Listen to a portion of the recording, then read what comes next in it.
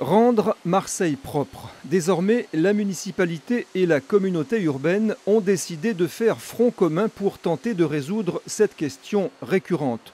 Oublier donc les rivalités et les querelles politiques pour essayer d'arriver à un résultat concret.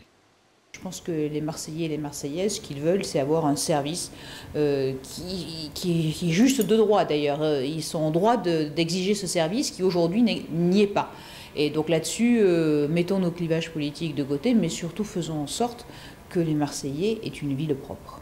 Le problème des ordures, des déchets n'est ni de droite ni de gauche et ni un problème d'un syndicat ni le problème de nôtre. C'est le problème de nous tous, de l'échec que nous avons depuis trop longtemps sur ces sujets et de la volonté qui me semble poindre de la part des Marseillais de régler cette question collectivement et tous ensemble. Si Marseille a l'image d'une ville sale, elle le doit en particulier aux multiples grèves des agents du nettoiement. Des conflits qui provoquent à chaque fois l'amoncellement de tonnes d'ordures dans les rues. Le syndicat majoritaire dans ce secteur, c'est Force ouvrière.